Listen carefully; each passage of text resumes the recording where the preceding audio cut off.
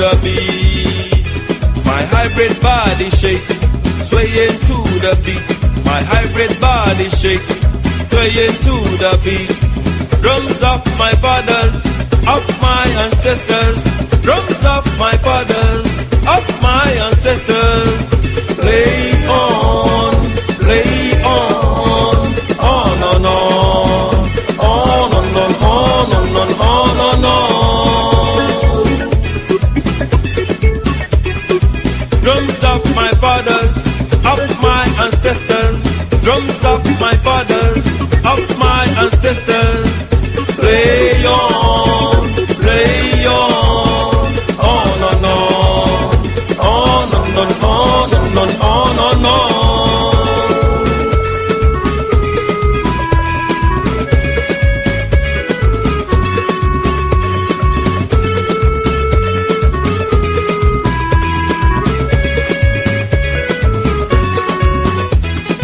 Drums of my fathers, capturing my soul. Drums of my fathers, recapturing my soul. Drums of my fathers, capturing my mind. Drums of my fathers, beating in my heart. Play on and on and on, on and on, on and on. My hybrid body shake, swaying to the beat. My hybrid body shake, swaying to the beat. And the gun music, jukebox blaring. And the organ music, jukebox blaring. Hymn song to Mary, hymn song to Mary, hymn song to Mary. Queen's English could not stop the drums of my fathers, of my ancestors. Drums of my fathers, of my ancestors.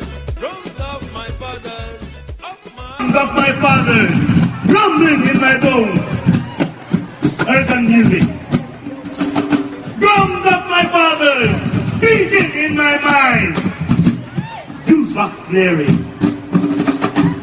Drums of my fathers, capturing my soul. Sing a hymn to Mary. Words of my fathers, tumbling from my mouth. Speak the Queen's English. Drum of my fathers, of my grandfathers, of my ancestors, drumming in my psyche. Drums of my fathers, drum. Beat, beat on, drum on, and on. I got no friends, and my Caribbean bones single. Keep in time with the reverberation sound of the hollow drum, whose roots reach deep into the hills, and the vales, and the stream, and the soul of Africa, and the banks, and the waters, and the heart, and the mind of the Amazon, of the Orinoco. My hybrid body shakes and sways, rock and communicate with the blur of wrinkled hands, of hardened hands, who rip till soul and scars of the manacles, cuffs, chains, gunpowder, and bullets. Across his shoulders covers the Atlantic, calling a West African station, and Palm Island sun of the Golden Antilles. Like the antelope skin, that capture and flutter the thunder of the hoofbeat of the herd in the African plains. And the rumble and the thunder of the jungle and the balls of the Amazon, I stretch and talk. Have taken the pieces and the pounding, but my voice and my spirit will not be quieted, will not be muffled, for I am the hallowed, halo drunk on the hills, and the vales, and the streams, and the soul of Africa, and the box, and the waters, and the heart, and the mind of the Amazon, of the Orinoco. The wrinkled gallows hands dropped across the Atlantic and come a golden sun shows of the Caribbean waters. Yet you must know But I was here before. I was here before the Veil of Ages came. And urban music, jukebox blaring, hymn song to Mary, and the Queen's English shall not quiet the drums of my fathers, rumbling in my bones, drums of my fathers, suffer in my mind, drums of my fathers, recapture in my soul, words of my fathers, tumbling from my mouth, drums of my fathers, of my grandfathers, strumming in my psyche, souls of my fathers, drums, beat on, drum on,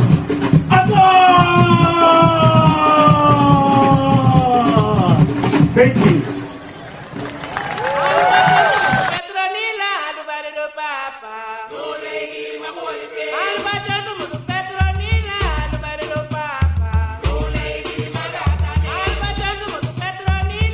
Welcome to Garifuna Music and Talk with DJ Labuga.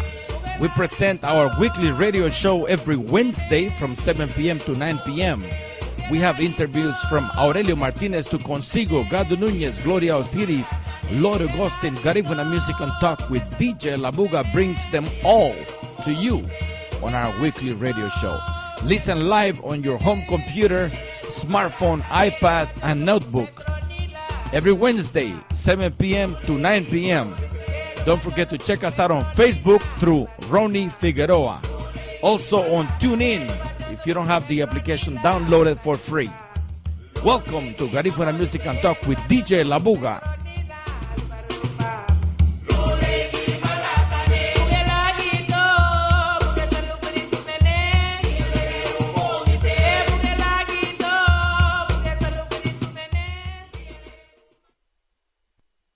Here to present our next Garifuna Heritage Award.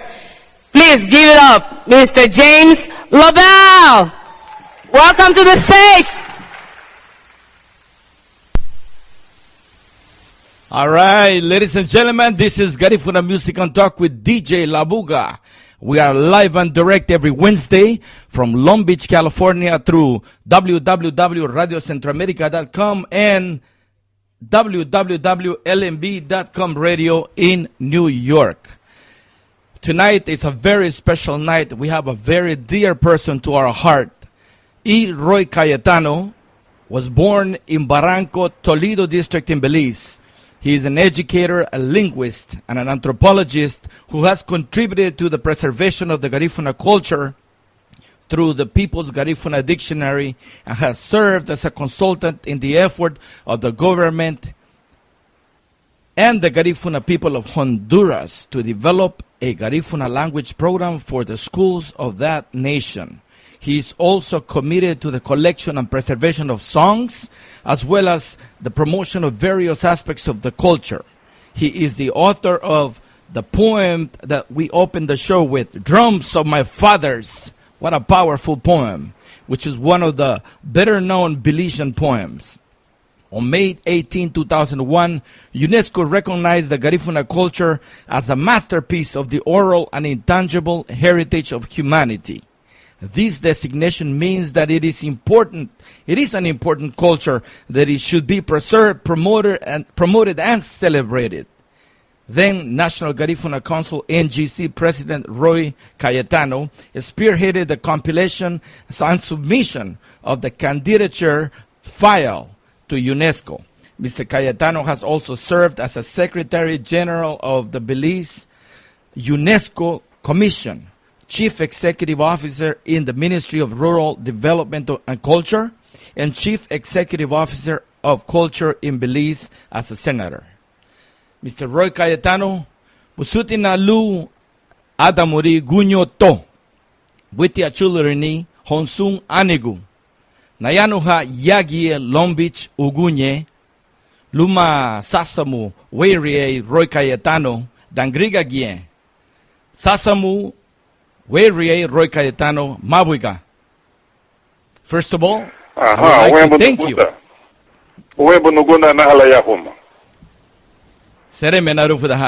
First of all, I would like to thank you for accepting this invitation to do an interview with Garifuna Music and Talk with DJ Labuga. Welcome tonight.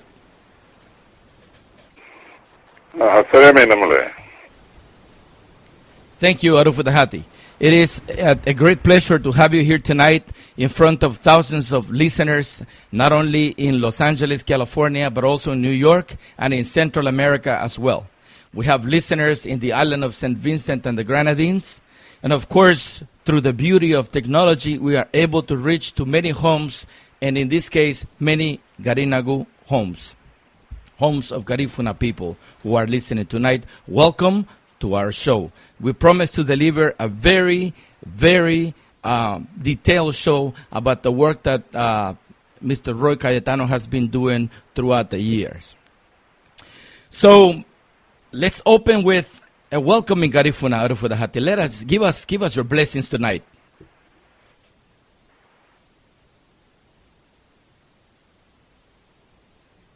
Hello. Hello. Yes. I hope you're able to hear me, Arufudahati. Logot Nagambani. Could you say that again, please? Yes. I just want you to go ahead and welcome our audience with a nice blessing in Garifuna. Anigu, Layel Mutadero Hungwa, Uebunugunda, Gawara Lawa Fani Hadumure, Guyon Busutna Hoya Balisigé, Watna Hawaga Wayuna Gulu Habinu no Sumbo Loago, Lo Hichugu Subudi no, Gawara Timalamuga Nafari ha Subudi Huma, Uebu Nugunda, Lo Gawara Rubela. So Gamba Humawa, Pasenti Hogeme Waba, and leader Wafari ha. Yede Metesiala Wagambu Humage, Hugerigabala Gamba Wamage, Per Hemengitua. Thank you so much for that. I want to also welcome Arufudahati, Mr. Clifford J. Palacio, who is listening at home. He promised he will be listening tonight just because Roy Cayetano will be on the radio tonight. So we have our blessings from many of the elderly and many of the wise people in the community who are very eager to listen to Arufudahati Roy Cayetano. So with that introduction, I want to ask Mr. Cayetano the first question. Can you please clarify the breakdown of the Garifuna language? Garifuna language, well, let me explain a little bit before we actually get into that. Garifuna language can be broken down as being heavily influenced by Arawak, followed by Carib to a lesser degree. French is more noticeable, found in the numbers, for example, Gataru, Sengu, Sisi, all the way to 1,000, to the exception of the first three initial numbers, Ababiama, Urua, which are Arawak. Can you clarify the breakdown of the Garifuna language, Arufudahati? All right, first of all, it is important to understand a little bit of history here. We are talking about Arawak and we are talking about Carib. Those are two distinct language groups. The Arawakan language family is a large family of languages, and so is the Caribbean language group. Now, those were originally two separate peoples. Well, those are two separate peoples, the Arawaks and the Caribs. History tells us that first there was the Arawakan expansion from South America. They populated the northern South America and then continued their expansion into the Caribbean islands until they populated all of the Caribbean islands, the West Indian islands. Then came the Caribbean expansion. But the way the Caribs expanded, they did so by sending out their young men in age sets and attacking and overpowering Arawakan communities downstream. And this was in a cycle that kept repeating itself. And that has had long-term an impact that is felt even today in the language. So what essentially happened is that the women with whom the Caribbean men established themselves in the Arawakan, what were originally Arawakan communities, spoke Arawak, and the men spoke Carib. Wow. And so we ended up with a situation where where the communities had a dual language, men speaking one language and women speaking another. Now, the language spoken by the women, which they taught, which the children learned from them, was Arawak, and the men spoke Carib. With the passage of time, the language of the woman, that is the Arawak, persisted, and the amount of Carib spoken decreased in proportion to the Arawak. And so we'd have a phenomenon where the men spoke, there's a difference between the way men speak. Even today, there are some words and phrases that are used by men that are supposed to be used by men only. Right. While the language that the woman spoke, the Arawak, is spoken by everybody. Women, the children, and even men could speak that way as well. Some people see it as a male-female distinction, Yes. But it is not a male-female distinction. It is a situation where today some words and phrases, some expressions are marked exclusively for male use. For instance, if I say "ahye," meaning "come here," a woman is not supposed, or a child is not supposed to say "ahye." And they're supposed to say higabunu, but a man can also say higabunu. So there's no question about it. Our language, the Garifuna language, is primarily an Arawakan language, and what we have are vestiges of what used to be a separate language, which is Carib. Wow. So essentially that is it. The linguists refer to our language as Central American Island Carib. But it is not Carib, it is Arawak, and they know that. Yes. Because the same linguist will tell you that it's an Arawakan language. It is not, we got it in the islands, but it is today spoken in Central America on the mainland, right? So the designation, the name given to it may not seem appropriate, but that is officially how linguists name it. So in terms of the origin and the composition of the language, the primary elements, that would be it. There, of course, along the way, we were exposed to other languages. But before I say that, I should also say that the language that the Europeans found in the Eastern Caribbean was this language. It wasn't called Garifuna, it was called Garifuna or Kalinago. Ah, okay. And right, and it was the language, of course, spoken in St. Vincent, Urume. It was the language spoken in Dominica and the other places where you had Kalinago. The people called Kalinago. Then you notice the similarity between Garifuna and Garifuna, Kalinago and Garinago, right? Because those were the origins of those words, the present-day words Garifuna and Garinago. Correct. The Africans, the African influence, I think there is some African influence, although it is difficult for us to say specifically what those influences are. I believe that there was a shift in the pronunciation where some words that are voiceless stops like P, T, K became B, D, and G, and that would explain why Garifuna became Garifuna and Kalinago Kalinaku became Garinago.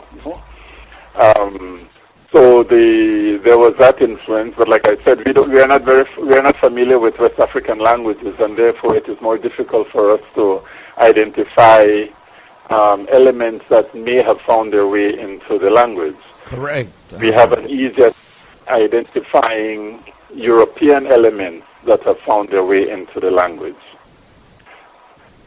Yep. Excellent, beautiful. Thank you for that, Arufu Dahati. Now, I may ask, if I may ask, you have a master's degree in, it is in anthropology, right?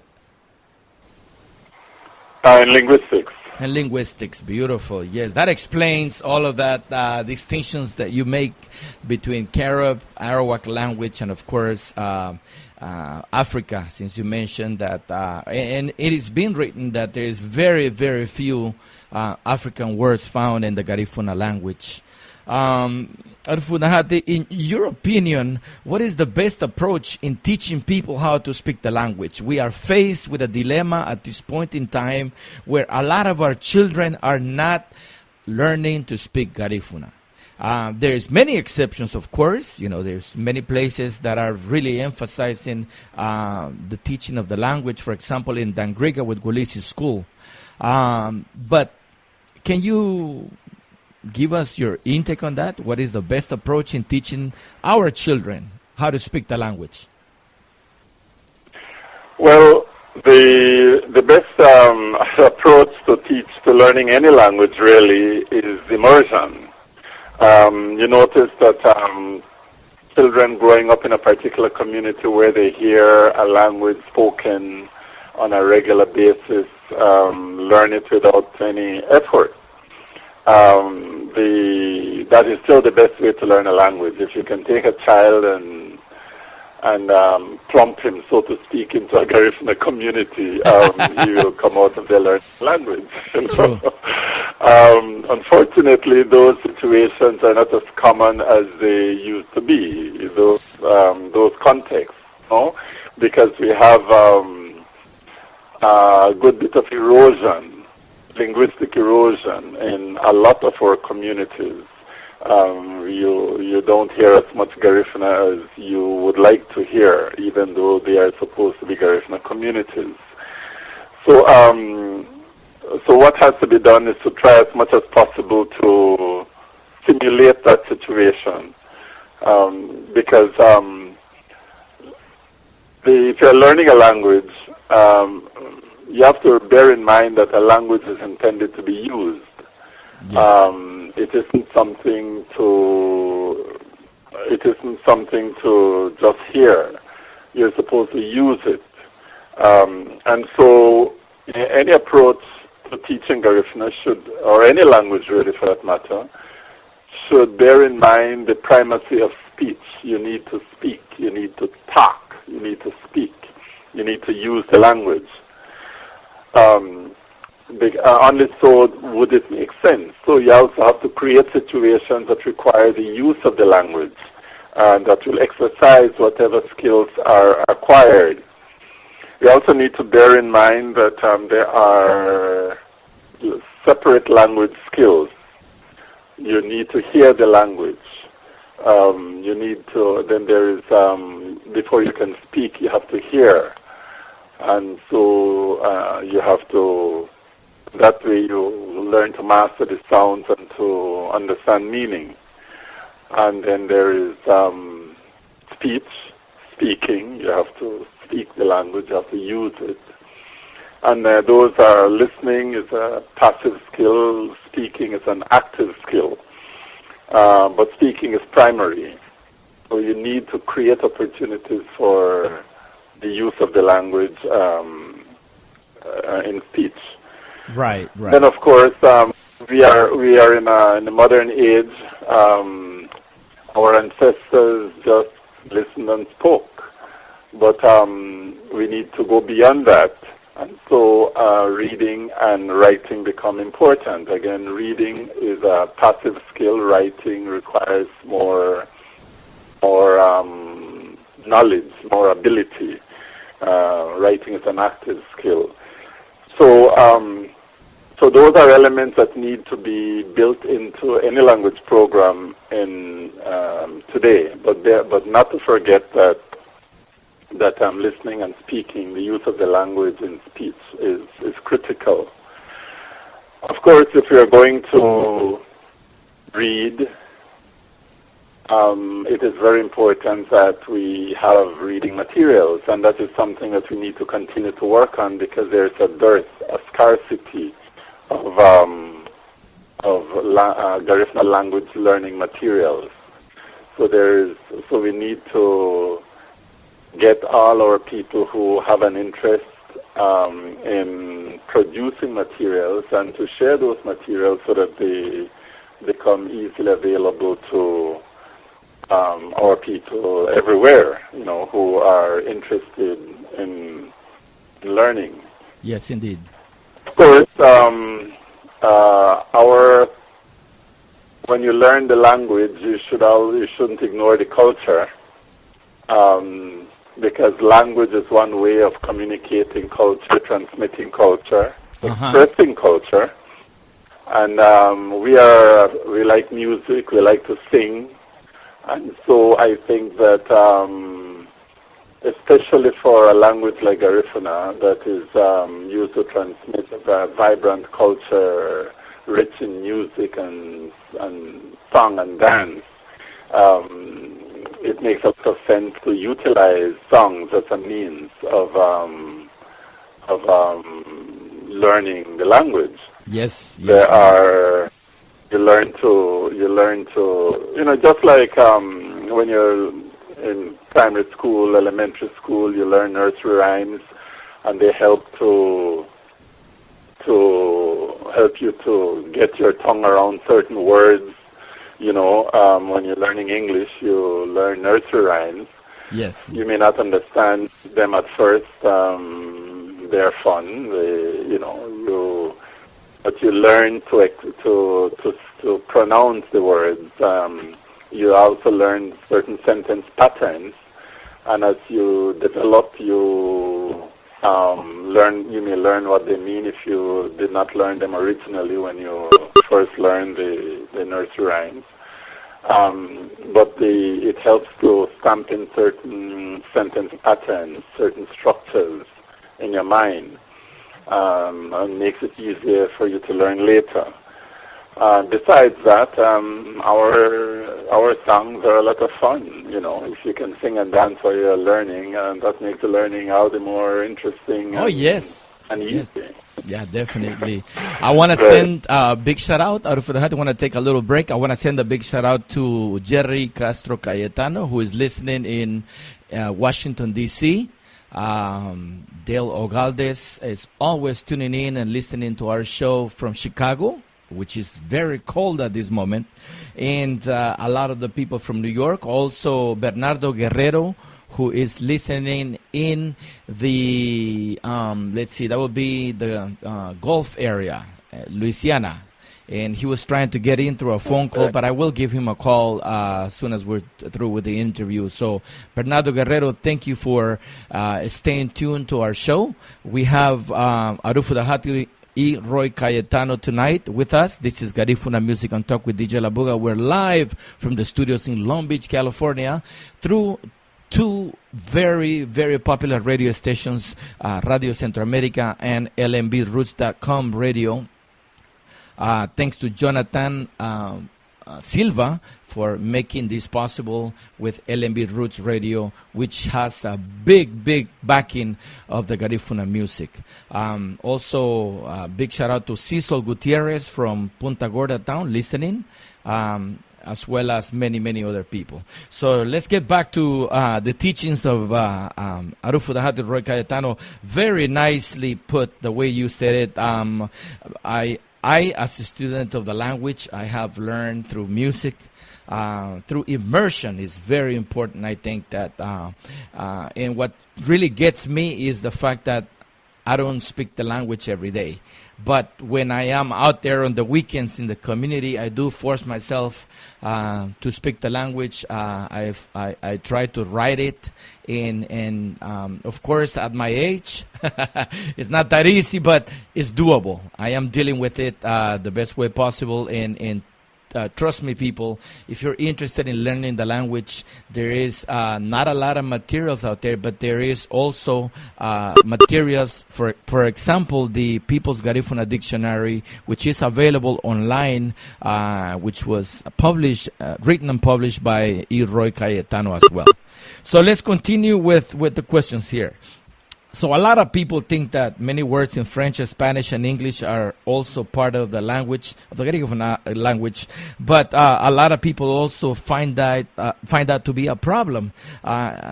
Is there Garifuna language being diluted? Do you think that we're diluting the language by adding other words to the mix? No, not at all, not at all. Name me a language that is, quote, pure, that doesn't have any other language, any word from or anything from any other language in it. You want to take English an example? Well, it is loaded with a lot of loan words, words from French, words from practically all the languages of the world. You take Spanish, same thing. You take French, the same thing. You name the language, and it has words that are borrowed. It's a fact of life. When cultures, when peoples from different groups live side by side or live together, they influence one another and they borrow from one another. You see, a particular language it's developed in a particular context and was intended to facilitate communication in that about certain things that are specific to that culture. And so that when another culture that speaks another language begins to deal with that phenomenon, well, what words do you use? Do you try to create an entirely new word, or you just take the word that is that already exists in another language? For instance, how do you say Dabuyaba in English? Temple. Well, no, I don't accept that, because the temple there might be some similarities, but it is not a temple in the sense of what Europeans are accustomed to. You know, we can dance in our Dabuyaba, can't we? But you don't dance in a temple. You know, not generally. Good point. Very nice. I love it. Yeah. You don't eat, and in our Dabuyaba there are things that the sacred and the not so sacred, the profane, the sacred and the profane meet in our Dabuyaba. Whereas in churches and temples there is a separation. You're only supposed to deal with the sacred and forget about the everyday.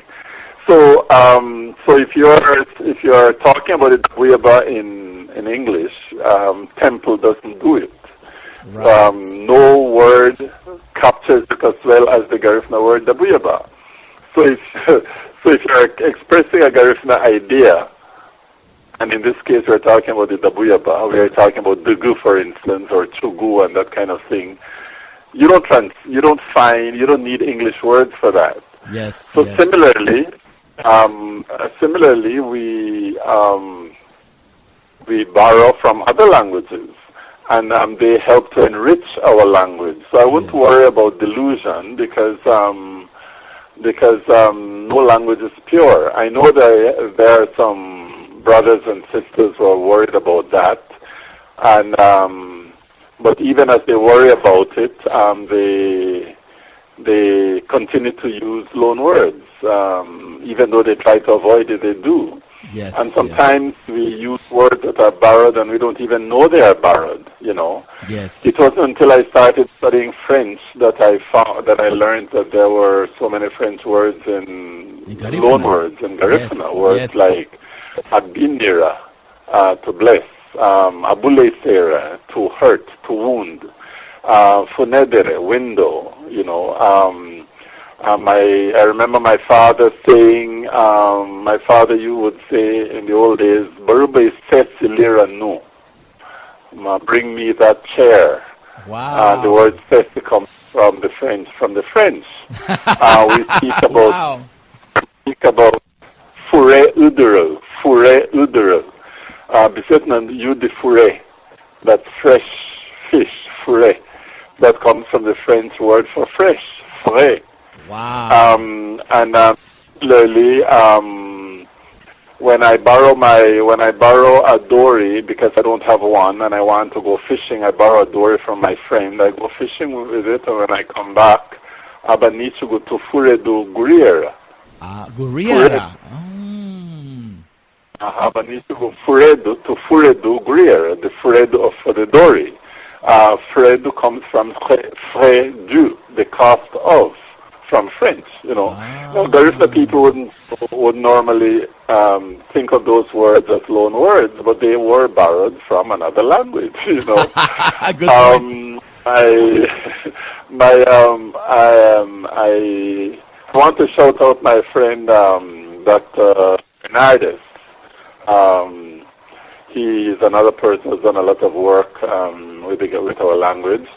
I'm thinking about him specifically because I know that he wants, I wouldn't exactly call him a purist, but he doesn't like when we borrow too much from another language. I agree that we shouldn't borrow too much. At least we shouldn't borrow when we already have a word in our language to convey a particular idea. Indeed, yes. But I remember his son, when they were visiting here, saying one time, "Mamigisi habei wereru."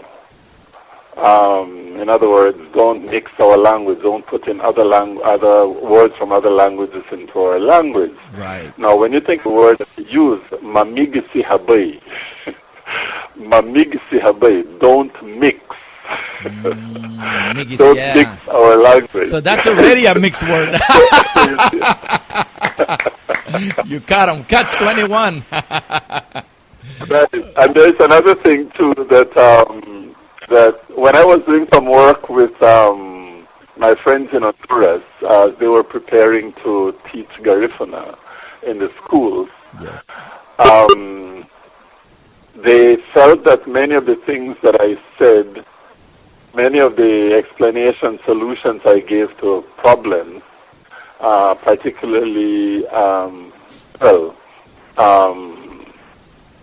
in morphology, phonology, and so on, that it was because of the influence of English.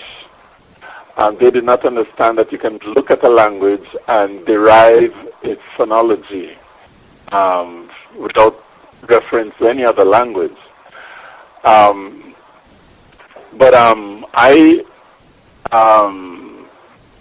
I noticed that they were influenced more by English more than I was influenced by English. Wow! On the contrary, you would find more Spanish influence, if you will, in Belize, and more English influence in Honduras. Now that may seem strange, right? Yes, yes. But take a word like Mexican. How do you say Mexican? Mesigano. In Garifuna. Mesigano. Now I say Mexiguna. Here in Belize we say Mexiguna. Oh, that's a Spanish. But in Honduras and Guatemala they would say Mesigano. Yes. Now where does Mesigano come from? From Mexican, right? Yes. And where does Mexiguna come from? From Mexico. Mexico with a J. Yeah, there are words that there are words like Besaf,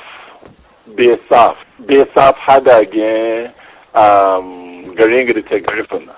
Besaf Hadagin. No, Besaf meaning the majority of them, the best that comes from the best. Oh my God! Oh my God! Besaf. Now here in Belize, we know what it means, but we wouldn't normally use an expression like Besaf, yes, right? Because we know that it is English, you know. Oh. From my friend Salvador Suazo, I remember him using the word bidode or buod. Now bidode coming from without. Oh. The source of bidode is without, you know. And so you find a lot of these English loans in Honduras and Guatemala, and you find a lot of Spanish loans in Belize. And the reason is obvious, that when we prefer to choose a language that is different from the other language around us, and so here we resort to Spanish, and there they resort to English. Wow. But I think we should embrace these words rather than reject them. Yes, no, definitely, Arufudahati, I think you have a good point, and you know what? I think your words and what you are really clarifying for the audience here is an inspiration for a lot of the youth who are listening, that they might wanna look into becoming a linguist or an anthropologist and do a research, do what you have been doing for so long, you know, with the level of popularity that Garifuna is at this time, in this day and age. I think we need to encourage our children to go into these fields that are not as popular. A lot of people go into business and nursing, blah blah blah, but hardly anybody go into becoming a linguist or an anthropologist. I just want to announce real quick, Arufudahati, that we have a listener from Trinidad and Tobago, and she says that she is so glad that you have visited the town of Arima in TNT. Oh, yeah. Yeah, I had a great time there.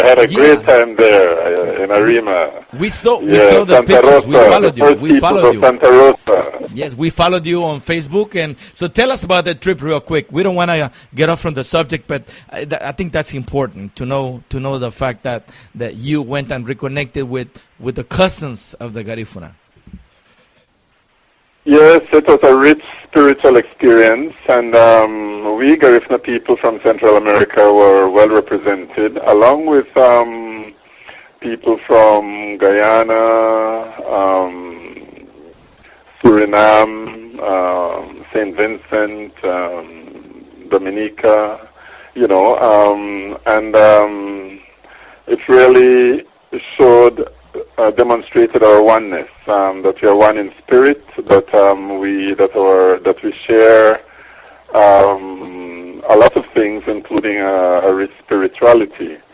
My friend Fermin Arzu from Labuga was our bouye from here, and it was great working with him. He is a practitioner. He is a bouye. And it's always wonderful when scholarship and practice, you know, a practitioner like him, and an educator, if you will, a scholar like me, could work together, because we all have our roles. I can't do what he does, and he does have a regard for what I can do, where communicating and explaining our spirituality are concerned. You know, a bouye does ceremonies, and they are not too much with words, but we go to them for healing, and they deliver.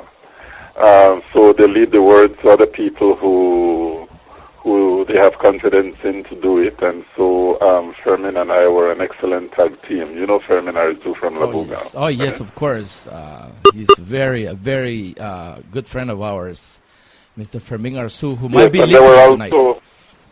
Yeah, and there were also spiritual leaders, of course, from his counterparts from the other countries. There was one who reminded him very much, he said, of Diriwana, a noted spiritual leader from Labuga.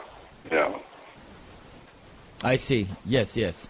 No, excellent. Thank you, Arufudahati. Ladies and gentlemen, you're listening to Garifuna Music on Talk with DJ Labuga. We have the renowned Roy Cayetano, who was born in Barranco, Toledo District in Belize. He lives in Dangriga today, and he's an educator, a linguist, an anthropologist, and he is someone who is offering to all of us a free lecture on the Garifuna language. But he's also he also made a lot of waves during the time that the UNESCO proclamation was achieved. And let me look that up real quick, because there is something I want to mention, and I want to ask Mr. Roy Cayetano in regards to that. And it is, we can focus, there was also a UNESCO-funded regional project for safeguarding Garifuna language, dance, and music. We know that you were a regional coordinator. Can you talk about a little bit about that, Arufudahati? Yes, the proclamation, we talk about the proclamation, but to tell you the truth, we can't really take responsibility for it, even though we were the ones who did the work. When I say we, I'm talking about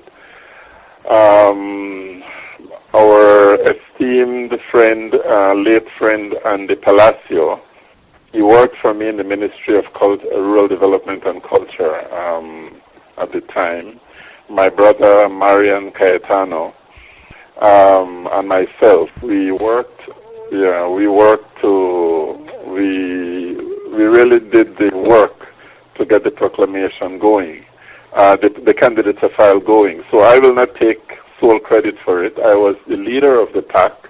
I was Yes. president of the National Garifuna Council, and also permanent secretary or chief executive officer in the Ministry of Rural Development and Culture, which meant that I also was at that time vice president of the Belize National Commission for UNESCO. So,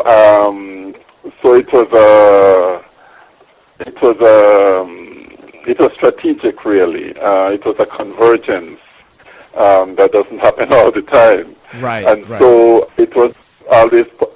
I couldn't say what I was doing as president of NGC and what I was doing as CEO for the Ministry of Culture. It was all the same. But the time had come. The time had come, and I think the ancestors wanted it to happen. In fact, we did not know what this was all about, and it was like going through the motions. We believe that when the ancestors want something to happen, it happens. Yes. And they find a way to make it happen, and we were simply instruments to bring it about. So that was a great experience, and everything just fell into place.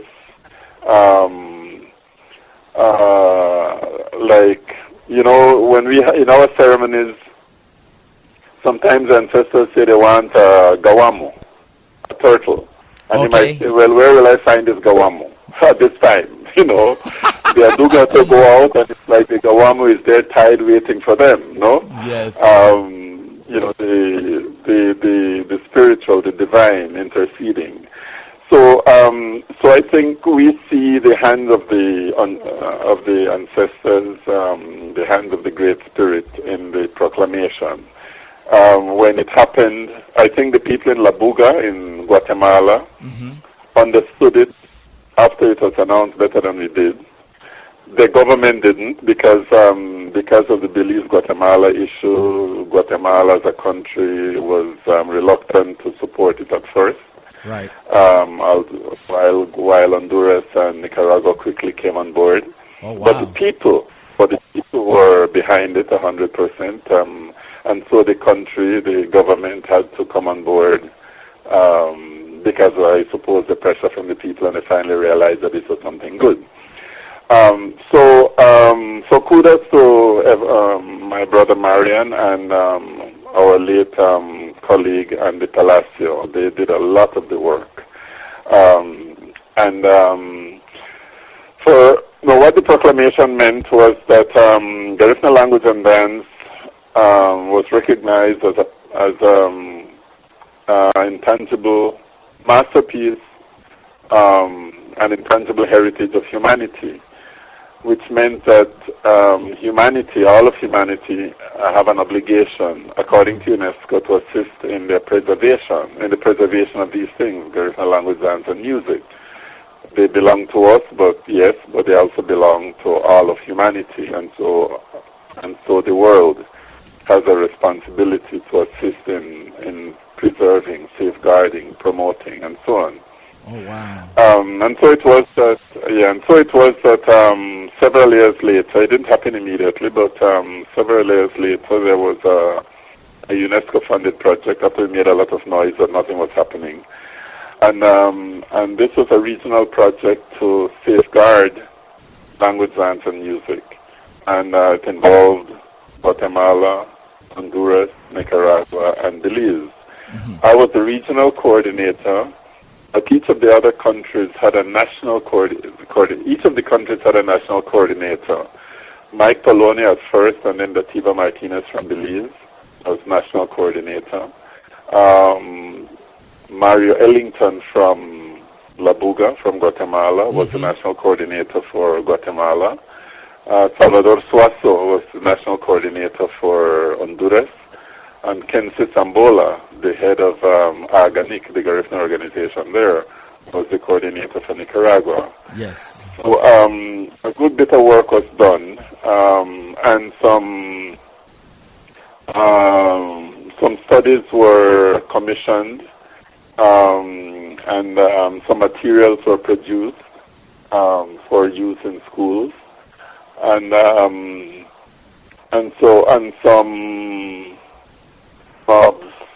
some very important studies, I think, on culture, different aspects of our culture were done.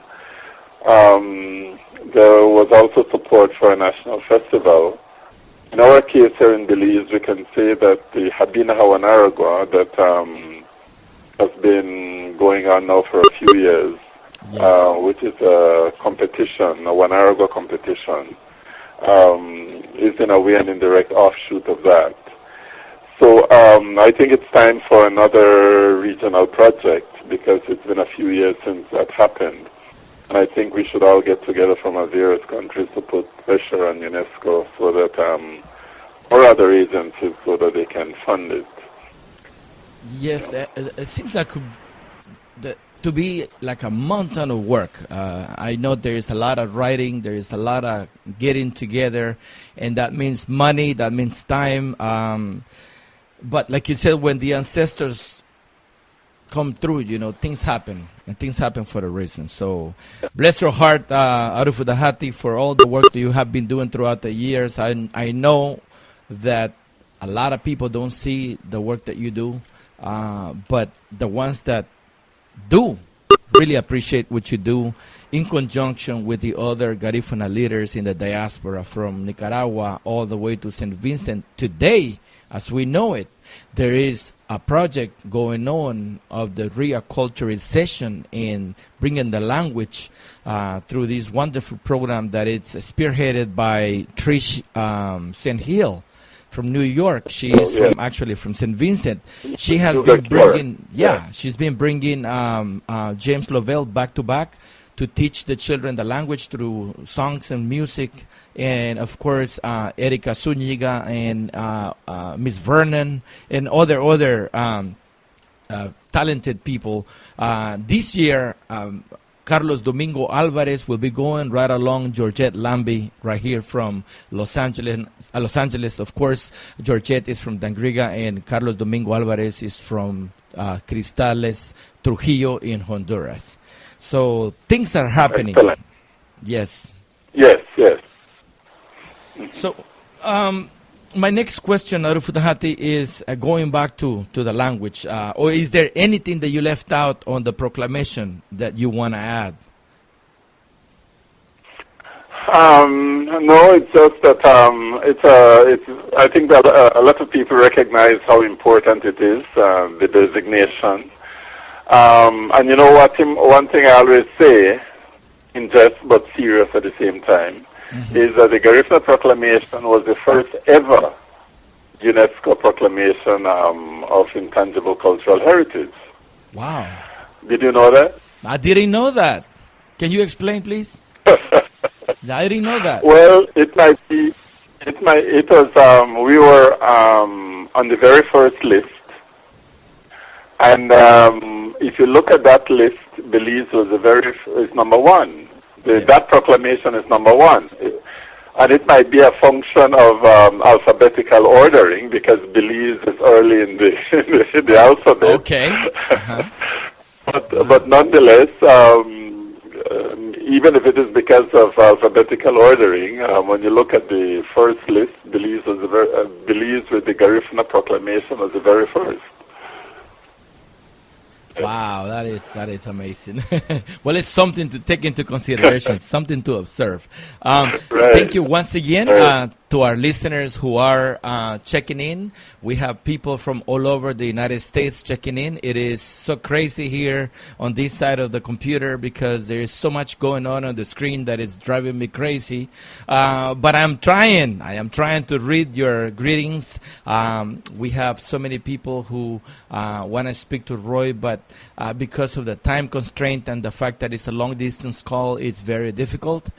So we are going to continue to talk, and then we're going to take time to play some music that is very meaningful to Garinagu and that has message. But when I get back to the questions, and but you know what, Arufudahati, I want you to take a minute break. I want you to go and drink some water, refresh your throat. I'm going to play one song, or maybe I'm going to play, how about playing the, let's see, I have something that I want to play. It's when you received an award in New York. It's the Garifuna educator Roy Cayetano receives in 2010 the Garifuna Heritage Award. Let me play that in the meantime while you go ahead and take a quick break, refresh your throat, okay. and we'll get back. Ladies and gentlemen, this is Garifuna Music and Talk with DJ Labuga. We're live and direct with Roy Cayetano, linguist, anthropologist, all the way from Dangriga in Belize. Here is a recording from an award that Mr. Roy Cayetano received in 2010 in New York from the Garifuna Coalition. Here to present our next Garifuna Heritage Award. Please give it up, Mr. James Lobel. Welcome to the stage.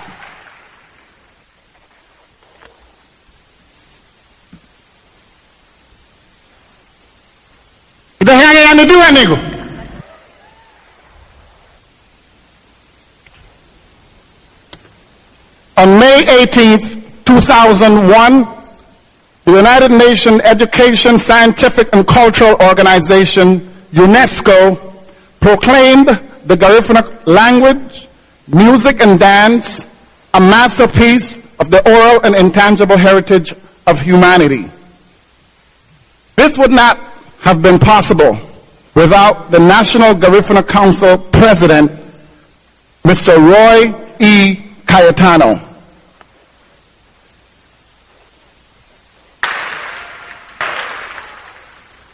Mr. Cayetano, we thank you for you never get tired of preserving the richness of our language and people. Please, Sereme, Lausun Sereme, come up and accept this well-deserved award.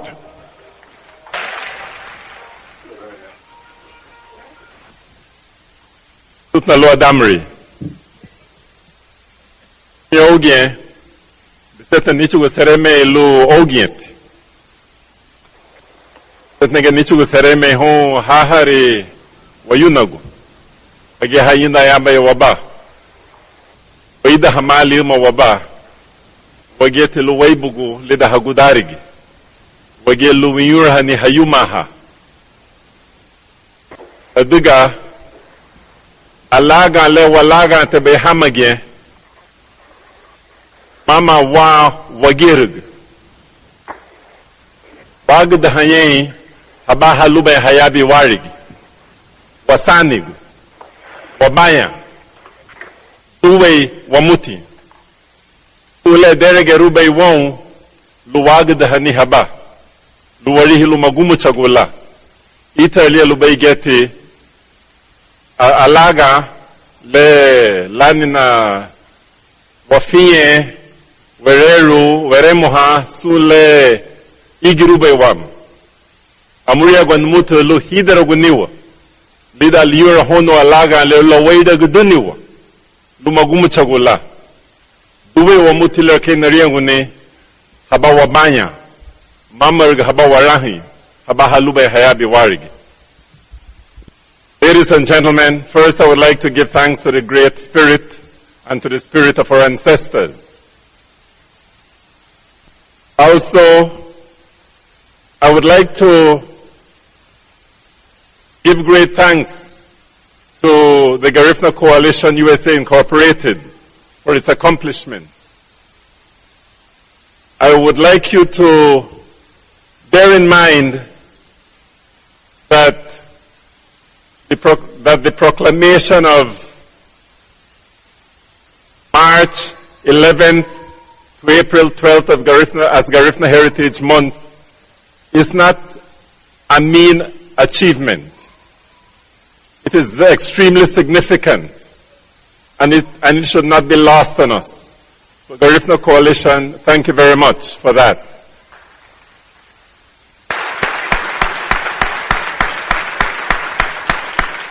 I would also like to thank the Garifuna Coalition for this award, which is presented to us in the context of Garifuna Heritage Month. I believe that we have to remember that we are not, that the legacy of our ancestors, including our culture and that which we are trying to preserve, is not ours alone. It is given to us in trust, and like any other legacy, we are supposed to enlarge it, expand it, develop it for those who are to come behind us, our grandchildren. So I challenge you to join us in the task of cultural preservation, cultural promotion, so that those who are to come after us can have the use of it, can enjoy it the way we have the capacity to enjoy it as we are doing tonight. Thank you very much. And a little bit.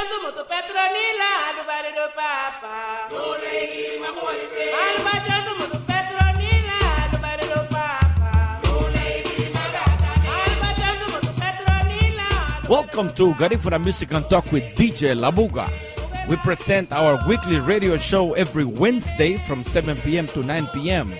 We have interviews from Aurelio Martinez to Consigo, Gado Nunez, Gloria Osiris, Lord Augustine. Garifuna Music and Talk with DJ Labuga brings them all to you on our weekly radio show. Listen live on your home computer, smartphone, iPad, and notebook. Every Wednesday, 7 p.m. to 9 p.m. Don't forget to check us out on Facebook through Ronnie Figueroa. Also on TuneIn, if you don't have the application, download it for free. Welcome to Garifuna Music and Talk with DJ Labuga. All right, ladies and gentlemen, we're back. We're back.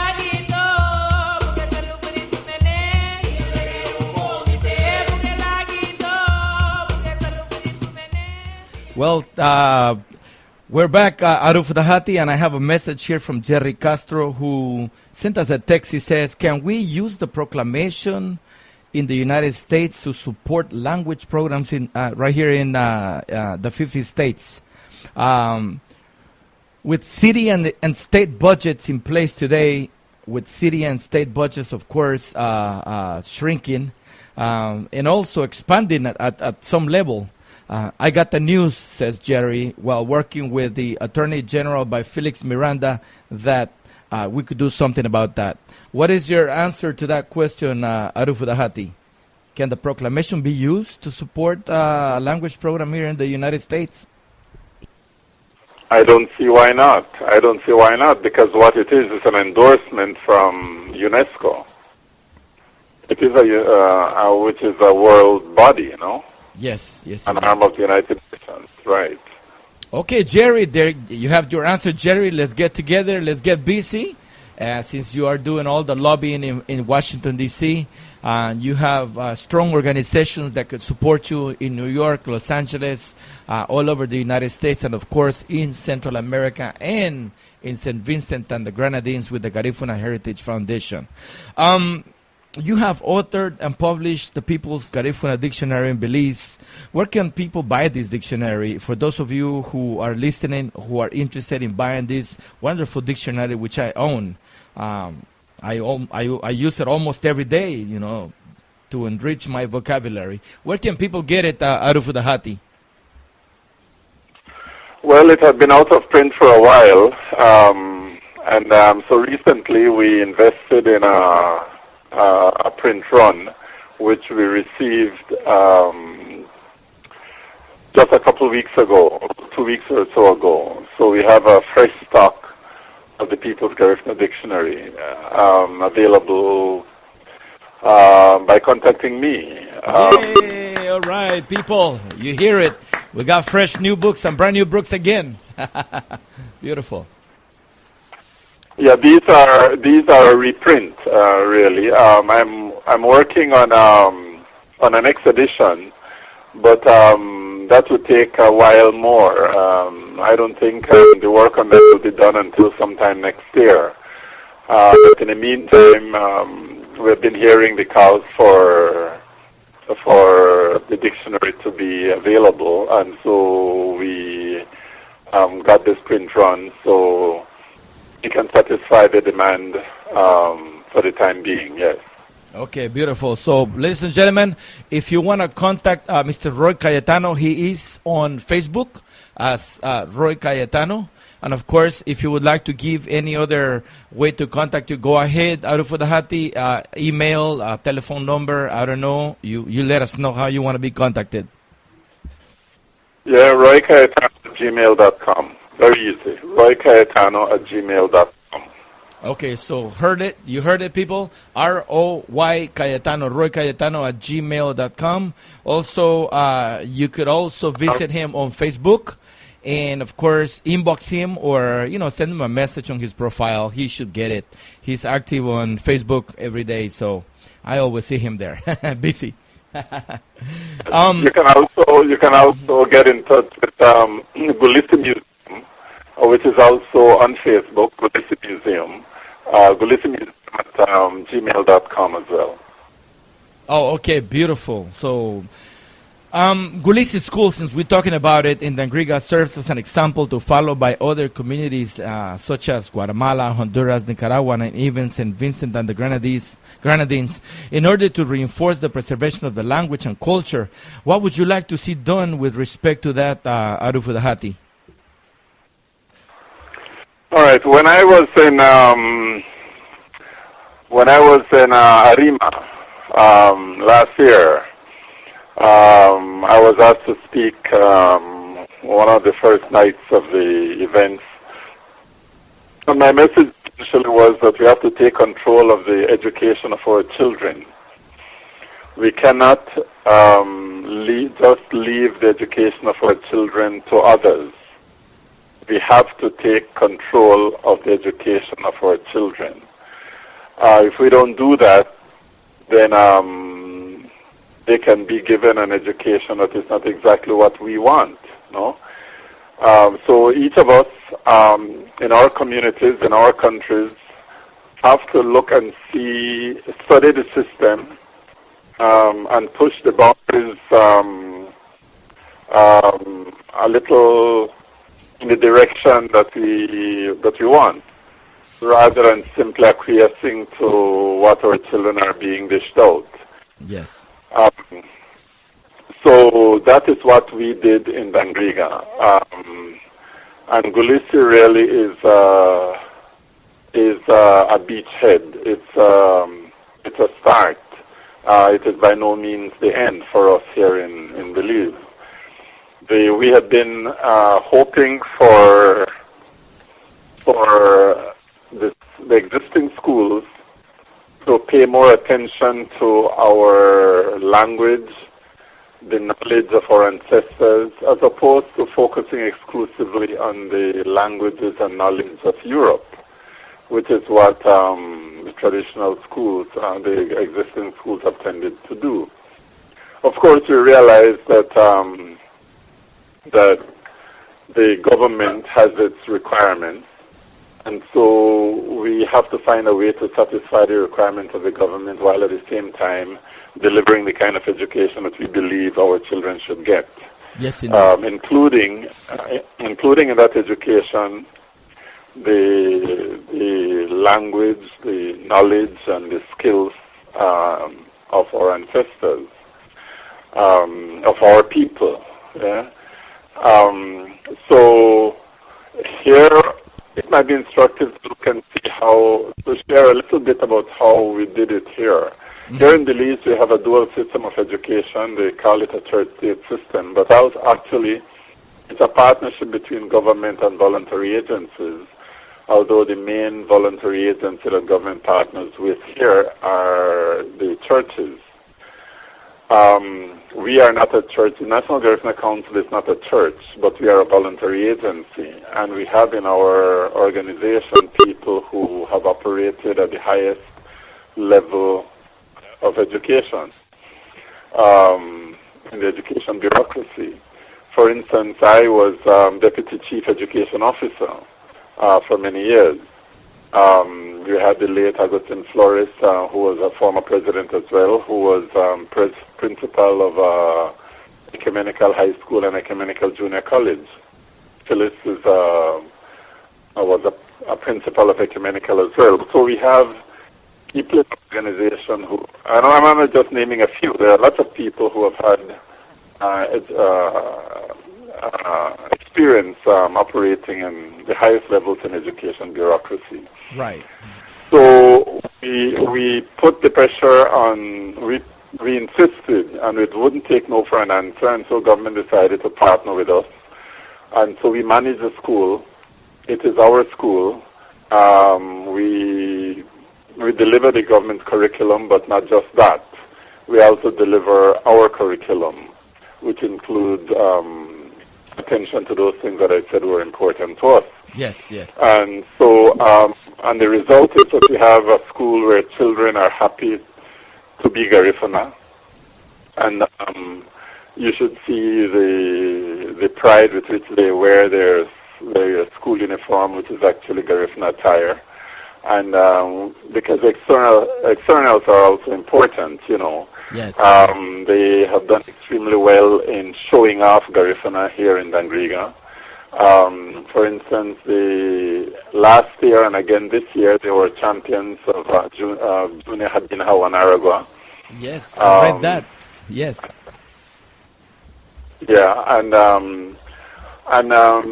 you should see the little children doing Abay Mahani. You know, Abay Mahani, if we don't do something about it, it's on its way out. Oddly, the oldest do Abay Mahani. Yes. And it's fun to see 8-year-olds, 7-year-olds, 8-year-olds moving together and singing and doing Abay Mahani without the help of any adult. Wow. I am currently teaching the boys to do Aru Mahani. You know, and the children can do it. All they need is to be taught, right? Yes. And it gives them pride in being who they are. And but while it is a Garifuna school, it is not limited to Garifuna students. We welcome other people, and it also gives them an appreciation of our culture, and we have and our children develop an appreciation for them as well. Because that is how our communities are. They are mixed, right? Yes, indeed. So I think the message here is that we have to look at, in each of our countries, in each of our communities, look and see what the possibilities are, in what way we can take greater control, greater participation and greater control in the education of our children, particularly at the primary school level. We would like to go beyond that. Here at Gulisi, we are gaining experience. We are learning how to do it. We have not gone as far as we hope to go. But this is experience that we can now begin to share with other communities here in Belize and elsewhere, in the hope that the same approach can be taken. We are hoping that the existing schools in our communities will follow our lead and make some modifications to the program, because we don't really want to be opening schools all over the place in competition with existing schools in our communities. We'd much rather influence them so that they make some adjustments, they adopt a different approach, no? Yes, but yes. If they don't, then in the end we may have to. Right? So I think that there are some lessons there for our communities in the other countries, Nicaragua, Honduras, and Guatemala, and St. Vincent. I think there are some possibilities for exchange. Nicaragua is doing an excellent job of taking advantage of possibilities. They have come a long way since a few of us, Canon Valentine, the late Agustin Flores, the late John Mariano, and I went to do some workshops there. It's amazing how much they have progressed, because you meet anybody in Orinoco and you say Beit Benafi and they will answer you. Ida bien, they will answer you. Wow. Whereas in some of our communities, Garifuna communities, you meet somebody and they say Ida bien and they can't answer, They know that you're speaking Garifuna, but they can't answer you. Something as basic as that. There is need for intervention. There is need for us to do something, and even if it's just a little, starting with just a little, we can go far. In Nicaragua, when I first visited there, first visited Orinoco, there were only about 7 or so persons with whom I could hold a halfway decent conversation in Garifuna. That's how badly off they were.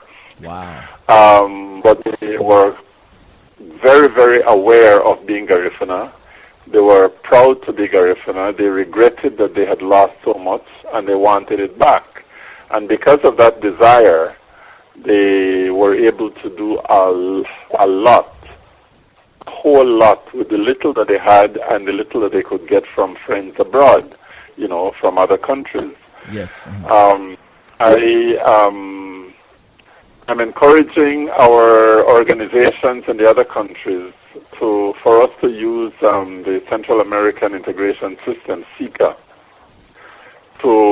especially during this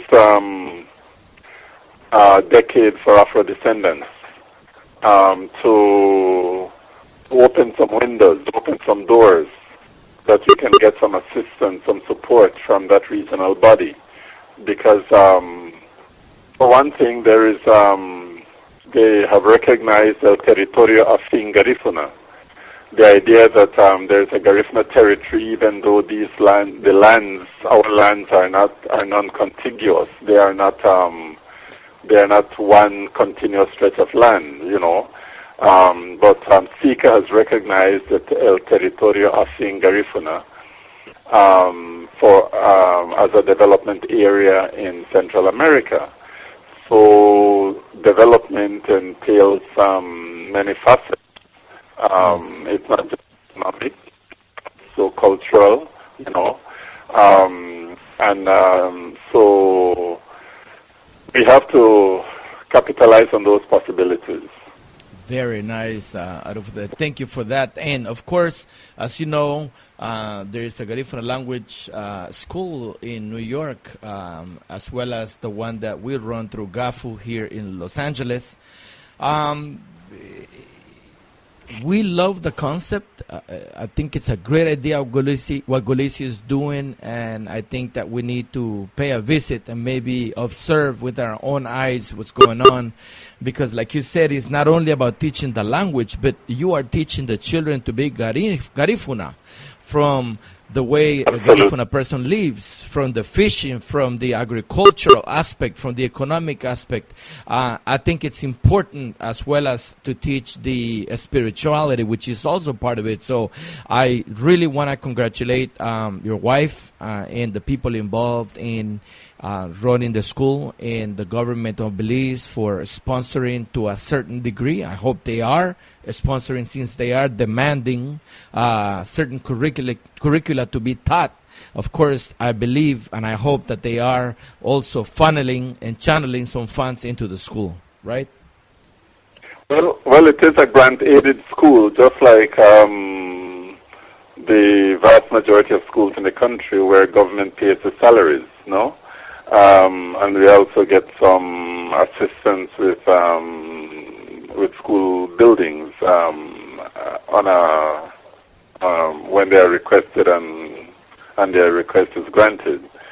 So there is some support, yes. It's a grant-aided school, just like any other grant-aided school in the country, but it's owned and managed by the National Garifuna Council. Oh, beautiful. Oh, wow, NGC. Okay, beautiful. Great. Arufu Dahati, I think the time has reached that we have to come to a conclusion. I really want to thank you for the time you have spent with us. I know it's been an hour and 22 seconds, minutes, that is.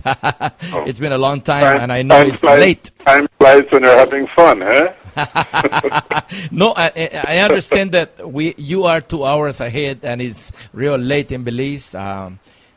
You must be tired, but we really, truly enjoy your teachings. I think you are a man of knowledge and a man who is not selfish. You are giving. You are a person who embodies Garifuna Duo. And from the bottom of my heart, I want to thank you for spending this quality time with us. There is a question that came in from one of our listeners. He says, and of course, I know the answer, but I want you to give the answer that the way you do it, the scholarly way. He wants to know the difference between Abay Mahani and Aru Mahani, since you mentioned it. To say what it is? He wants to know the answer between Abay Mahani and Aru Mahani. Oh, okay. Abay Mahani is done by women, where they join hands and they move in a particular way. While Aru Mahani is done by men. It's a men's solidarity song, where they also join hands, usually by their pinkies, little fingers, and they sing and move together, usually with the right foot a little forward, and the movement is a little different from the Abay Mahani. In the Abay Mahani, the two knees go down together, whereas for Aru Mahani done by the men, it's a forward and backward movement. Yeah. There's also a difference. So you have Abay Mahani songs done by men and Aru Mahani done by women. Aru Mahani done by men. Aru Mahani done by men. Okay. And Abay Mahani done by women. Both of them are solidarity songs because it's sharing experiences. By joining fingers, joining hands, and moving together and singing together, they are expressing solidarity. These are semi-sacred, both of them. They're done in the Dabuyaba in the context of rituals and lemesi and that kind of thing. Yeah. Thank you so much for that explanation. For our listeners, that was a $250 answer, so we're gonna send you the bill. Arufu Dahati, there's also another listener who is concerned about one aspect of one of the things that you were explaining about Gulisi School. He said that it is good to hear that non-Garifuna students are welcomed to Gulisi School. What do you say to those organizations that exclude non-Garinagu from joining their groups and sometimes discriminate against Garinagu who do not speak the language? Well, I would say that is that they should cease and desist. And listen, if think about English as a language or Spanish as a language. Those English is not even the language of the entire British Isles. They spoke other languages there. That is English spoken in one part of England. Now, how did we get to speak English? It isn't because the Englishman kept his language to himself. It isn't, how did he come to speak Spanish? It isn't because the Spanish man kept his language to himself. There is a spiritual principle that if you love something, if you care for something, if something is important to you, then you must give it. When you give it away, then it grows. It becomes, it increases. If we want our language to increase, if you want to promote our language, we can't keep it just to ourselves. So that other people don't know what we are talking about. That's a recipe for it to die. We have to give away the language. Imagine if everybody in Guatemala spoke Garifuna. We wouldn't have to worry about its future. And how do we get that? By giving it away to other people. So, and that applies not only to our language, it also applies to other elements of our culture. We have to be generous. We have to give it away so that it can grow. Otherwise, not even our children will learn it. Yes. That's my answer. Thank you so much for that. That was very clear. Loud and clear, Arufudahati. Also, now the questions are coming in. I was going to say goodnight to you, but I think we're going to keep you for a few more minutes. There's another question from a young man in New York who wants to know what makes you, or what makes a person a Garifuna? Is it because you were born Garifuna?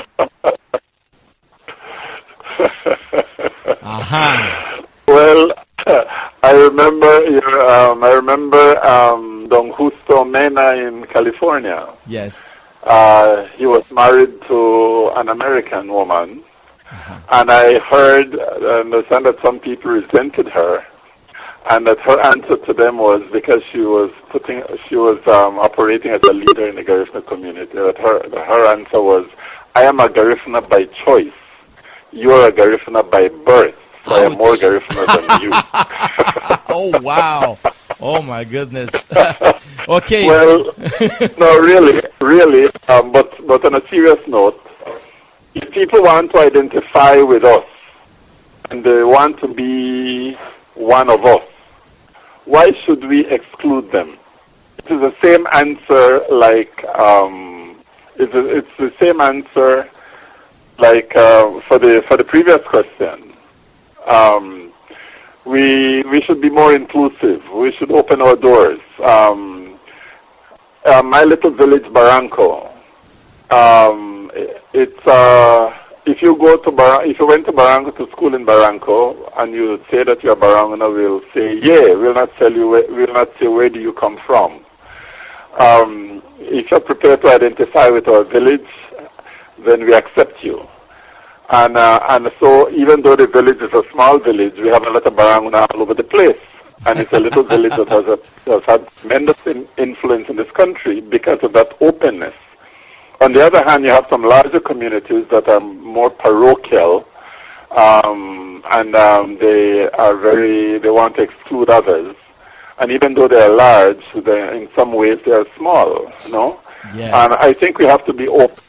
We have to be open. We have examples when we Garifuna people, in the same way that our language, no language is pure. Similarly, no race is pure. We intermarry, and intermarriage is not anything new for us Garifuna people. We did that all the way from Urume. We continue to do that in our arrival in Central America, and to this day. What the difference is that what we used to do was to take in other people into our culture and made them Garifuna. They became Garifuna. The children became. I understand. And I think that was good. That is good. So where do we come with this exclusiveness now that we don't want other people to be us? Yeah. I think we need to reconsider that and be open and adopt the same kind of openness that our ancestors had. Some years ago, I used to and there was a man that I had some conversations with. It was not long after he died, I learned that he was not originally Garifuna.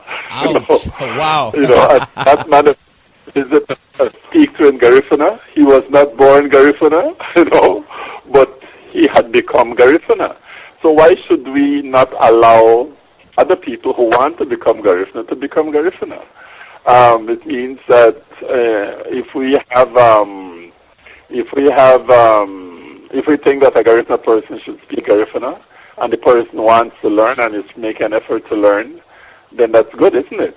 Yes, if we think that a person should be able to understand our spirituality, our worldview, and to participate in it, and the person is doing that, well, why not? Yes, thank you. It's more power to us.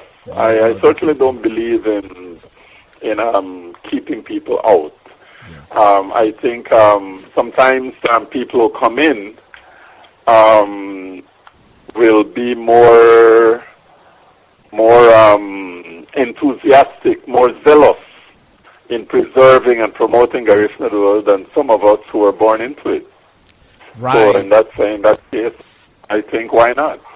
So I like a saying, somebody had said this to me, Ronnie, you are not born with the culture. You adopt or you learn the culture, meaning that you are not born with that Garifuna culture. You attain it as you go. I don't know if I'm explaining myself. True. That is true. There's an example. I remember a Maya Indian child, a child that was biologically Maya. Mopan Maya was taken in by a Garifuna family straight from the hospital after she was born. And that child grew up Garifuna. Wow. And one day the child was coming from school, and this Mopan Maya man was following her, very curious, I suppose, because she was with these black children and speaking Garifuna and so on. She noticed that he was following her, so she turned around and said to him, "Asa lagubri warole." Wow. Asa lagubri warole. What happened to this damn Indian? Wow. About that was like in Garifuna, no? She biologically she was like him, but culturally she was not like him. Culturally she was more Garifuna than even the Garifuna children at St. Peter Claver School that she was attending, because she was brought up by these older people who made sure that she was truly immersed in Garifuna culture and truly proficient in it. Yeah. Wow, that's amazing. So yes, culture is something that you acquire. You acquire from the group into which you were born or grew up or raised. Yes. Nurtured. Yes. Thank you for that. And one last question. I don't know if you could take the last one. It's only going to take 1 minute out of Futahati. This one comes from Bernardo Guerrero. He is from Limon, but he is in Louisiana right now. He says, what is the message that is expressed in the Abeimahani, Luma, Arumahani? Oh, wow. The multiplicity of themes. I think they're the same themes that are common in our other songs. In Arumahani, you have a lot of Wuguridwol. But in our songs generally, you have some common themes like family, family ties, the importance of family. There are issues, things like metenyo, the state of being, orphaned without parents. There are themes like sugu, damiselo, helplessness, siangwal, So those are some of the common themes that you have in our songs generally, and including Abeimahani and Arumahani. And I think these songs, these themes say a lot about us. There is fatalism, for instance. The idea that you are born with a star and that your destiny was set when you were born, and that there's nothing you can do about it. I think that is one thing that I think we need to work on, so that we recognize that contrary to that particular theme in our songs, that we are masters of our destiny, that we can take control of our lives. No? Yes. And that is why it is important for us to study these things, to study what our songs are saying, so that we can take appropriate action if we want to change the narrative, change the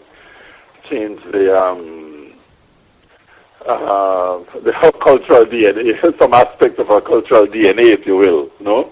Yes. Because yes. I certainly don't agree with that my destiny is set and I can't do anything about it. And you find that a lot in some of our songs.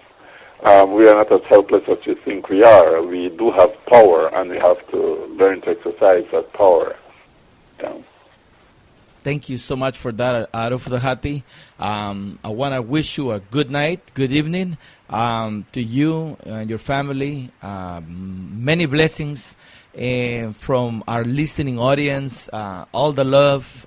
We all appreciate the time you spent with us. There was a lot of interaction here on the computer, on my phone, on the text, every possible way that people could communicate. Even the smoke signals were coming through my window right now to try to deliver the message to you.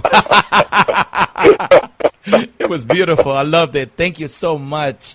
The microphone is yours, and we love you. We respect you. All right. The pleasure is mine. Mayano Hamanigo Guyoto, and thanks to the listening audience. I feel privileged to have had this opportunity. Thank you so very much.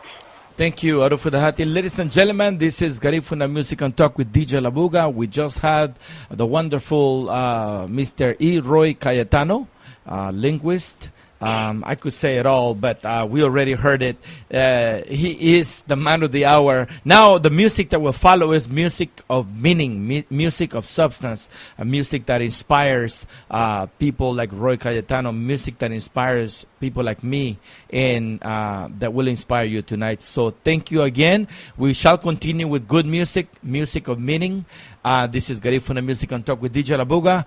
And good night to Mr. Roy Cayetano. Good night to all of our listeners. But don't go to sleep. Don't stay tuned in, because we're going to play good music right now. So, Bandi Sereming Arufudahati, Buitugunyo, Ayo.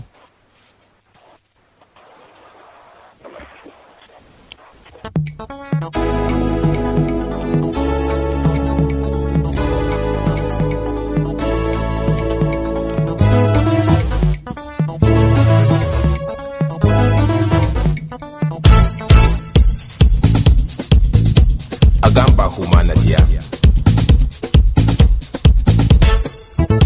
Samina humai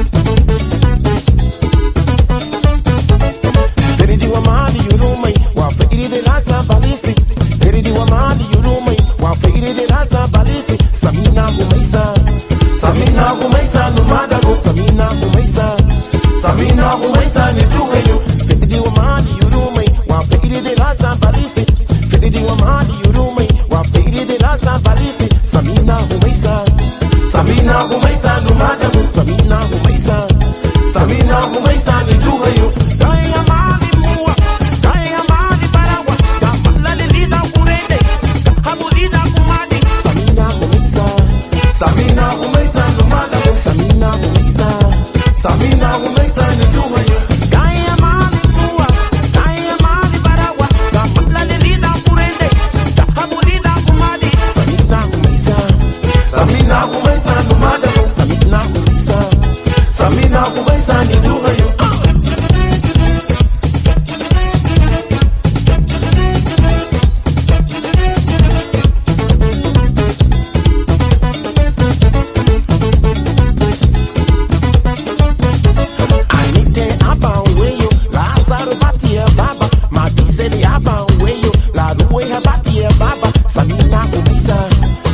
Samina kumesa no mada ko samina kumesa.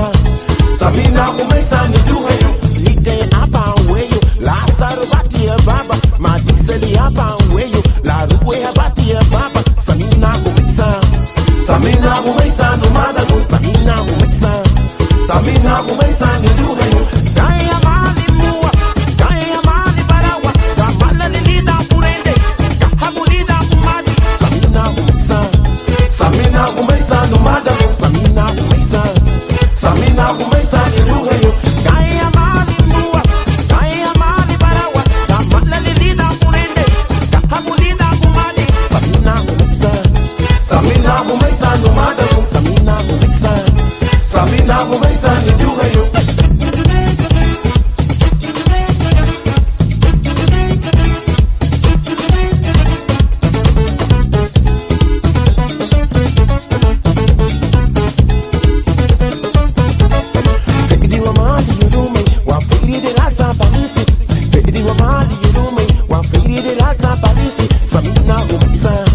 Samina kumesa no mada ko samina kumesa. Samina kumesa ni duheyo. Kaya mali muwa. Kaya mali barawa. Kamala lilida purende. Kahabulida kumadi. Samina kumesa. Samina kumesa no mada ko samina kumesa. Samina kumesa ni duheyo. Kaya mali muwa. Kaya mali barawa. Kamala lilida purende. Kahabulida kumadi. Samina kumesa. Samina kumesa no mada ko samina kumesa. Samina kumesa ni duheyo.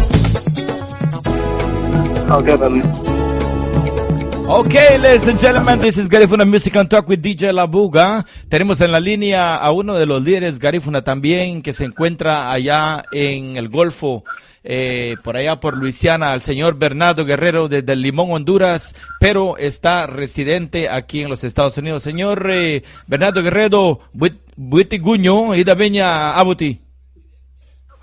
Buitiguño Ronnie, Buitiguño para toda la audiencia, thank you, logo bicho ni musu imale no lugiala na fai GAHFU dumore buma bunda tina lao wazagu manole badagu boy amunga bahada ge liya wadina lura gate Garifuna lura gate Latino America ahora gate wadima luna nigara wana ga Belize na Honduras na gamalumu ya America so Buda narweti lau sun berese gule badagu boy na nalu galadune aba ge uri wei tilida ahora gate Garina uri Cayetano sumbu que lo buido dimore le la falla habai wama logo ahora gate logo sun katele de la boy bunda toge lau wei tige wiwa hani lubafu ruwe le hichu boy wayuna gulu lugiala la kutia lugiala la maina ni sun kate buitile lida boy ahora so amahati ya kela boy wadege luma ge indura ge luma ge limu ge luma ge bayesito ge o de ge la nishigu Garifuna adume he Garifuna hama isani go sino que hama umarigu lida sun flaso le lumtiala wasulu rinyai so wahati ge lugiala wasu de gutni lu boya loige loba ge New Orleans que lo que la que aba grige risitiu ineba se guate hongwa que aba garina go lugiala vise gudun samina le hon y no te guiala hasubu di un lura gate Garifuna mama de lura gate Garifuna pero legi ge Garifuna la dere Garifuna kamalumo sun katele buidu de la de Garifuna Ronnie so Musena amo tigelu watong hasomuta lugiala ngoge na digi aba jano ke wala la digi bay ibiri Ronnie buma tida ge dice tumale lito lugiala waduna halogu gibati kate amagele binadu pero le kate le isaiti le anirbe fulasu lida wagaya so luhumo gala wadigi lige ya ge le fulasula hey buiti children ni sasamu mabuga I'm glad that you're here with us. Gracias por llamarnos. Yo sé que en el momento que nos estuvo llamando teníamos la entrevista con Roy Cayetano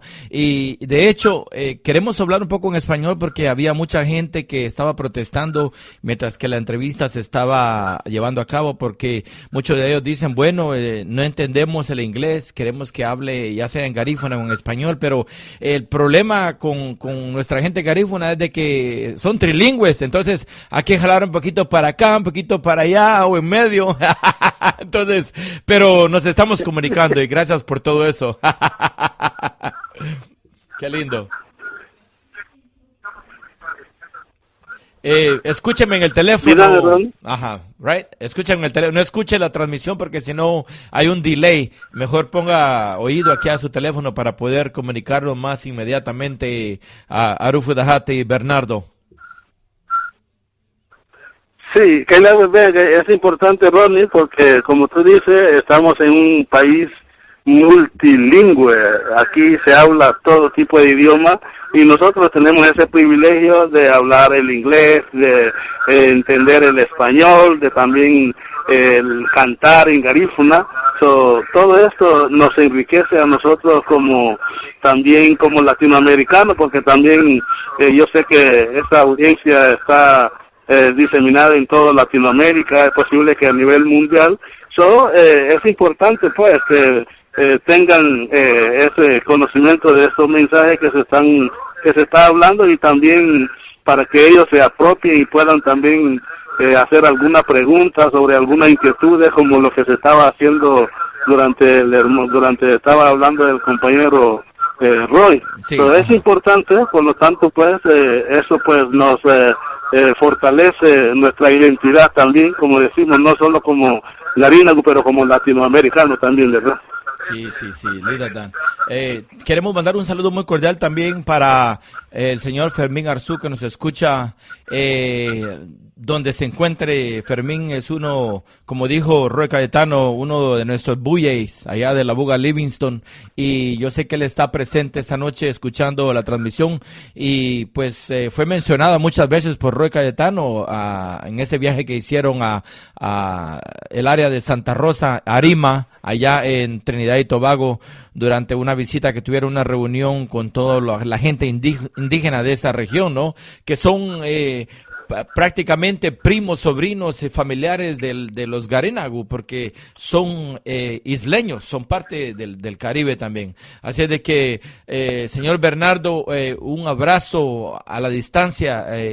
Te tenemos mucho respeto, mucho cariño por tu trabajo en la comunidad y quiero que nos des un poco de información, qué es lo que está pasando en la comunidad allá en Vallecito, cómo está con eso del problema de las tierras en Honduras, que siempre continúa la lucha.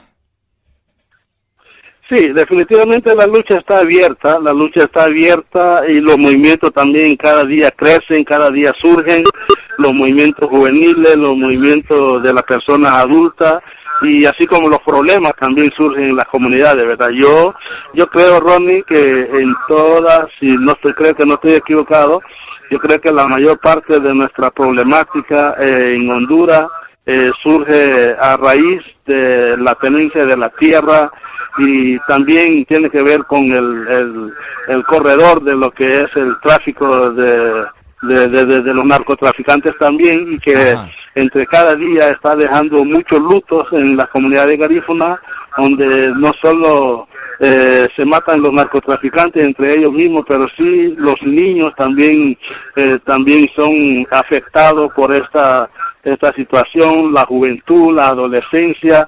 Esto es una cuestión que nos preocupa enormemente, por lo cual esperamos pues que intervengan las autoridades, no solo las nacionales, pero las autoridades de Latinoamérica, las autoridades del mundo, para poder buscar una solución para este problema, porque entre más días pues más evidencia hay sobre esa forma de violencia que prácticamente se lleva a cabo en nuestras comunidades y esto pues nos pone en una forma muy vulnerable y por lo cual pues no nos queda otra alternativa de emigrar, ¿no?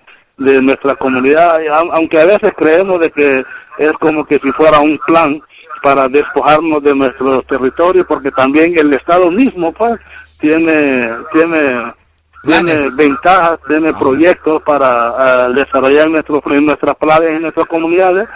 Creemos de que todo esa crisis pues es una conveniencia para ellos, porque prácticamente nuestras zonas están desoladas, hay mucha inmigración para acá, para este problema, aunque también nos enfrentamos con otro problema grandísimo acá, que prácticamente no nos queda otra alternativa que aguantar pues todo lo que se viene encima.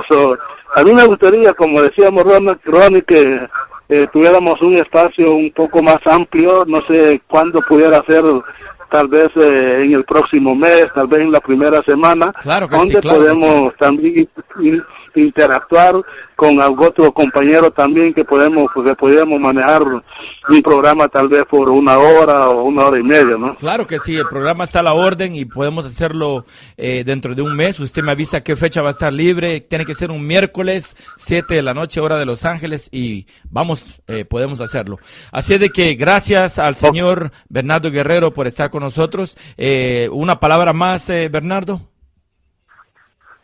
Bueno, solo saludos para toda la audiencia grande que tiene esta emisora, y esperamos pues que recibir sus comentarios también para poder fortalecernos todos los días.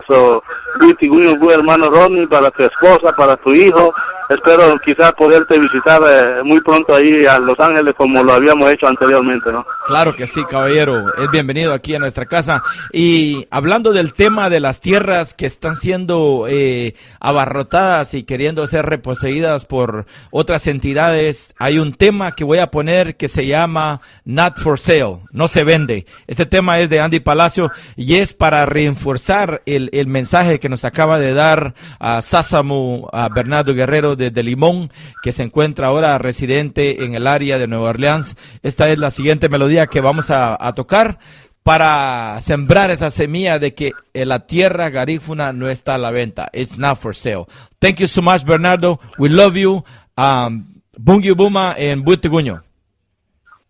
Thank you so much, too, brother Ronnie. I love you too, so bless you. Okay.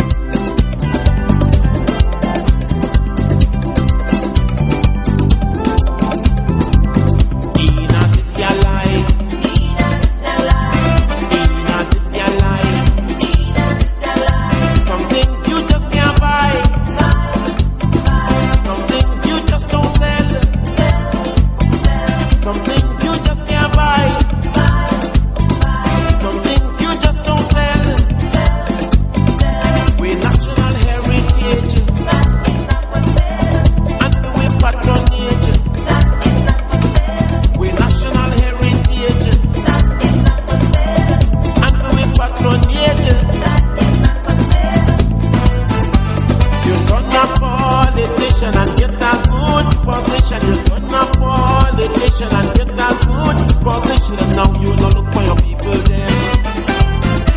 No, you no look for the people them.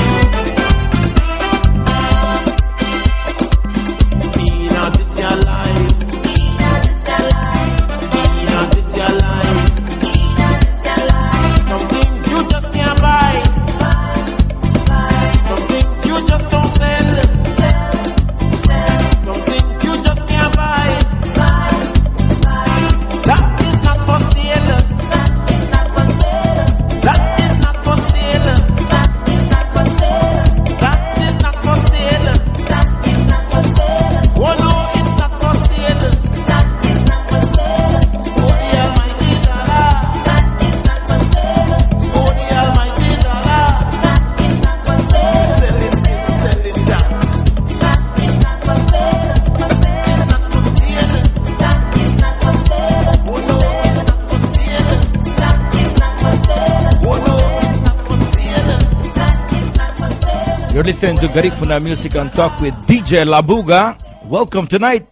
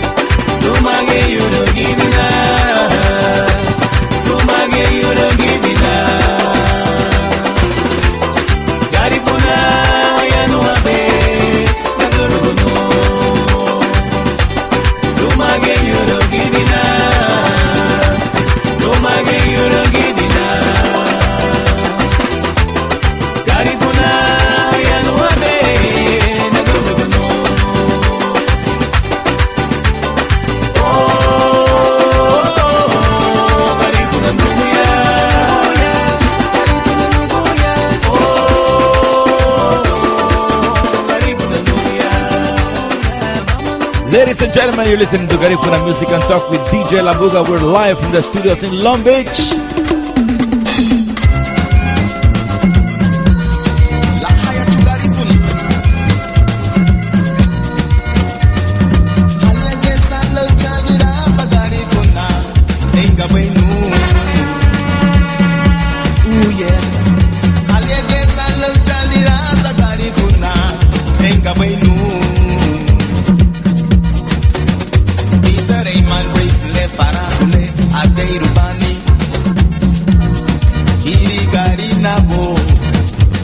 Peter Eman Brace Le Parasole Ateirubani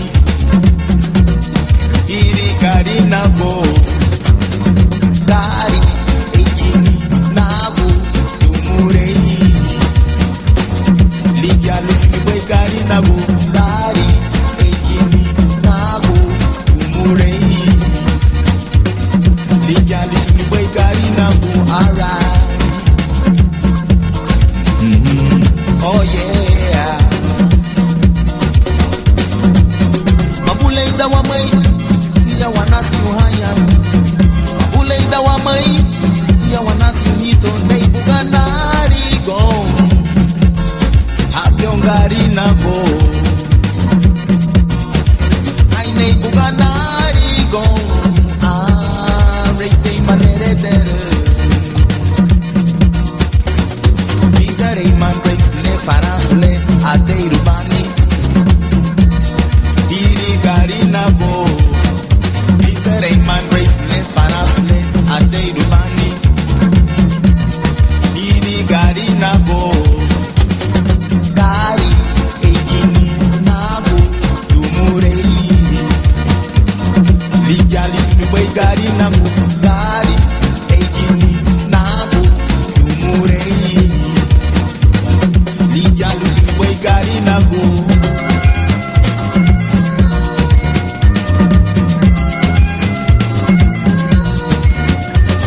Hadi Gesa Lo Chalira Sagarifuna Enga Bainu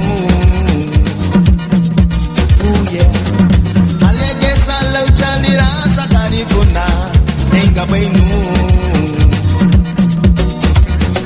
Peter Eman Brace Le Parasole Adeirubani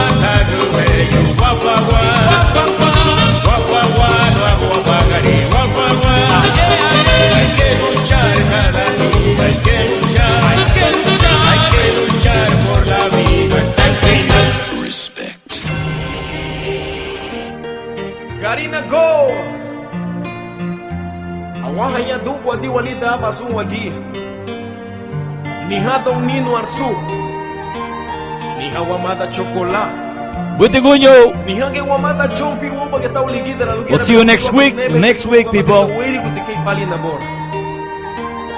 Lida leremu Garifuna. Lida haremu wayuna. Owe bumabu wolu pali na bor yilu mutla daira wolungu. Arila faradi owe memegi ya meme biwama ida luya mo.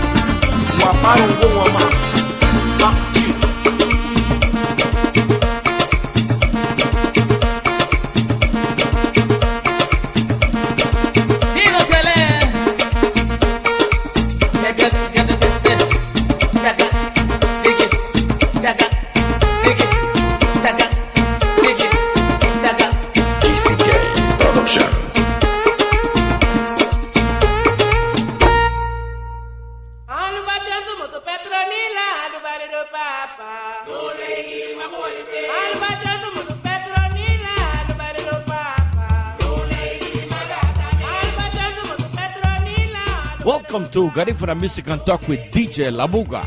We present our weekly radio show every Wednesday from 7 p.m. to 9 p.m. We have interviews from Aurelio Martinez to Consigo, Gado Nunez, Gloria Osiris, Lord Agustin. Garifuna Music and Talk with DJ Labuga brings them all to you on our weekly radio show. Listen live on your home computer, smartphone, iPad, and notebook. Every Wednesday, 7 p.m. to 9 p.m. Don't forget to check us out on Facebook through Ronnie Figueroa. Also on TuneIn. If you don't have the application, download it for free. Welcome to Garifuna Music and Talk with DJ Labuga.